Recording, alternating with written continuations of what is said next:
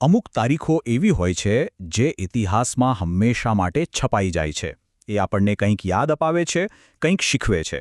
ચાલો આજે એવી જ એક ખાસ તારીખની વાત કરીએ.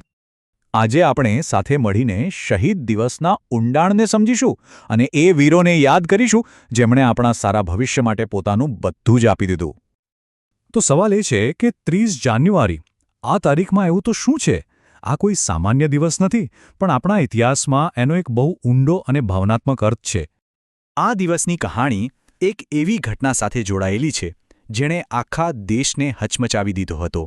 આપણા રાષ્ટ્રપિતા મહાત્મા ગાંધીજીનું બલિદાન, જેમને આપણે સૌ પ્રેમથી બાપુ અને આદરથી રાષ્ટ્રપિતા કહીએ છીએ, એ જ મહાત્મા ગાંધી. 30 જાન્યુઆરી 1948નો એક કાળો દિવસ હતો જ્યારે નવી દિલ્હીના બિરલા ભવનમાં એમની હત્યા કરવામાં આવી. અને બસ આ જ દુઃખદ દિવસને આપણે શહીદ દિવસ તરીકે યાદ કરીએ છીએ.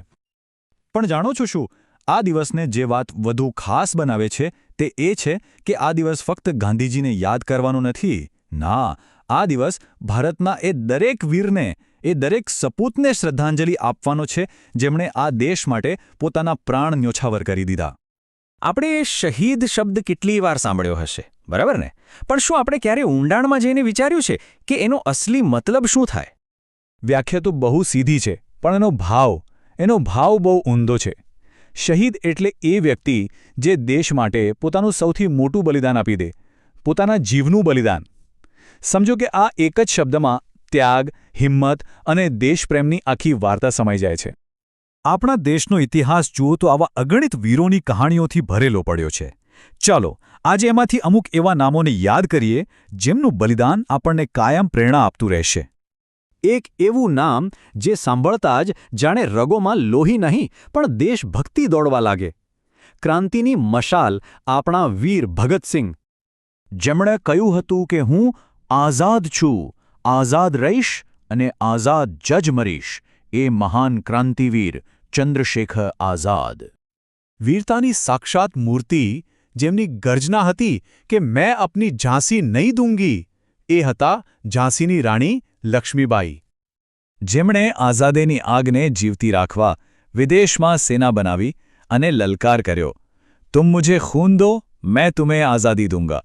આપણા સૌના વાલા નેતાજી સુભાષચંદ્ર બોઝ. અને એવું નથી કે આ બલિદાનની ગાથા ભૂતકાળમાં જ અટકી ગઈ. ના, આ પરંપરા તો આજના સમયમાં પણ ચાલુ જ છે. પછી એ કારગિલના હીરો કેપ્ટન વિક્રમ બત્રા હોય કે 26/11 હુમલામાં દેશને બચાવનાર મેજર સંદીપ ઉન્નીકૃષ્ણન. આવા તો કેટલાય વીરો છે જેમણે આપણા માટે પોતાનો જીવ આપી દીધો. આ એક વાક્યમાં જાણે બધું જ આવી ગયું. આજે આપણે જે આઝાદીની હવામાં શ્વાસ લઈએ છીએ ને, એ બીજું કંઈ નહીં પણ આ શહીદોના બલિદાનનું જ ફળ છે. એમની કુરબાની એળે નથી ગઈ. તો આ બધા વીરોને યાદ કરીએ ત્યારે મનમાં એક સવાલ આવે છે કે આજના સમયમાં દેશભક્તિ એટલે શું? શું દેશભક્તિ એટલે ફક્ત સરહદ પર જઈને લડવું? આ વાત સમજવા જેવી છે. દેશભક્તિનો મતલબ ખાલી દેશ માટે મરી જવું જ નથી, પણ દેશ માટે જીવવું પણ છે. આપણે જે પણ કામ કરીએ એ પૂરી ઈમાનદારીથી કરીએ. દેશના વિકાસમાં આપણો નાનકડો ફાળો આપીએ, એ પણ સાચી દેશભક્તિ જ છે.